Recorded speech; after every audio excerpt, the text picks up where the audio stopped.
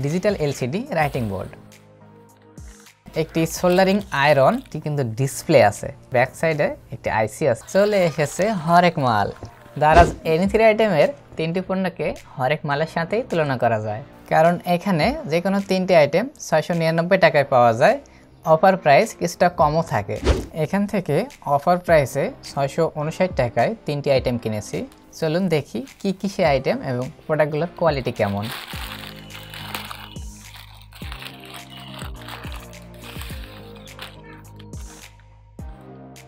এটি একটি LCD writing board, যা বাচ্চাদের জন্য চক স্লেটের পরিবর্তে ডিজিটাল এলসিডি রাইটিং বোর্ড।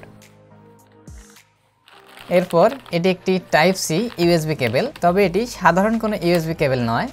অবশ্যই এটি একটি fast charging type C USB cable, তবে কেবলের মাথায় আছে একটি ডিসপ্লে। এরপর 3 নম্বর আইটেম হচ্ছে একটি সোল্ডারিং আয়রন। এটা হচ্ছে 60 ওয়াট একটি সোল্ডারিং আয়রন। এই হচ্ছে আইটেমগুলো। চলুন এবারে দেখি এগুলোর কোয়ালিটি কেমন। শুরুতেই এই ডিজিটাল সিলেট বা এলসিডি রাইটিং বোর্ড, এটির উপরে খুব সহজেই যা খুশি লেখা সম্ভব। বাচ্চাদের লেখা শেখার জন্য এটি ব্যবহার করা যেতে পারে। আর যেহেতু ডিজিটাল এবং লেখার পর খুব সহজেই বাটন প্রেস করে আবার মিশিয়ে দেওয়া সম্ভব। এটিতে একটি কয়েন সেল ব্যাটারি আছে, যা কিনা শুধু লেখা মেশানোর সময় প্রয়োজন পড়ে, আর লেখার জন্য কালি বা অন্য কোনো কিছুর আর প্রয়োজন পড়ে না। যা খুশি লেখা যায় এবং ইচ্ছা মতো আবার মিশিয়ে আবারও লেখা যায়। পিছনে একটি লক বাটন আছে, এটা লক করে রাখলে এখানে বাটন প্রেস করলে আর লেখা মিশবে না। তবে সমস্যা একটি আছে, সেটি হচ্ছে কোনো লেখার মাঝে যদি ভুল হয়ে যায় শুধু সেই অংশটুকু মেশানো সম্ভব নয়। আমার কাছে এটি মূল্য হিসাবে মার্ক পাবে 10-এ 10। এরপর যে কেবল, এটির কোয়ালিটি আমরা দেখব এটি আসলে কীরকম। এর যে বিশেষত্বের কথা বলছি সেটাই বা কী কাজ করে। দেখুন এর মাথায় একটি কিন্তু ডিসপ্লে আছে। এখানে একটি ডিসপ্লে এবং ডিসপ্লেতে লেখা আছে পিডি এবং ডাব্লিউ। আর ডিসপ্লের ব্যাক সাইডে একটি আইসি আছে। মূলত এটি ডিসপ্লে ম্যানেজমেন্ট এবং পাওয়ার ম্যানেজমেন্টের জন্য ব্যবহার করা হয়েছে। আর এটি টাইপ সি কেবল, পূর্বেই বলেছি। তো একটি ফোন চার্জ দিয়ে দেখাবো আপনাদের। আমি একটি পাওয়ার ব্যাংক নিলাম। এই পাওয়ার ব্যাংকের ভিডিও কিন্তু চ্যানেলে আছে, আপনারা চাইলে সেটি দেখে নিতে পারেন, ট্রান্সপারেন্ট পাওয়ার ব্যাংক। তো আমি ফোন চার্জে দিচ্ছি। দেখুন ফোনে চার্জ আছে 56% এবং ফোন চার্জ নিচ্ছে পাওয়ার ব্যাংক থেকে। আর এটিতে দেখাচ্ছে যে 12 ওয়াটে ফোন চার্জ হচ্ছে এই মুহূর্তে এবং পিডিতে। তো মূলত এটি কত ওয়াটে ফোন চার্জ নেবে সেটা এই ডিসপ্লেতে দেখিয়ে দেবে। আর এখানে যে ডিসপ্লেটি আছে এটি কিন্তু আসলে একদম পরিষ্কার দেখতে পাওয়া যায়, তবে ক্যামেরায় বিষয়টি আমি দেখাতে পারতেছি না, অতটা পরিষ্কারভাবে আসতেছে না। আর পিছনে রয়েছে ডিসপ্লে ম্যানেজমেন্ট এবং পাওয়ার ম্যানেজমেন্টের জন্য তো মূলত এই আইসিটি।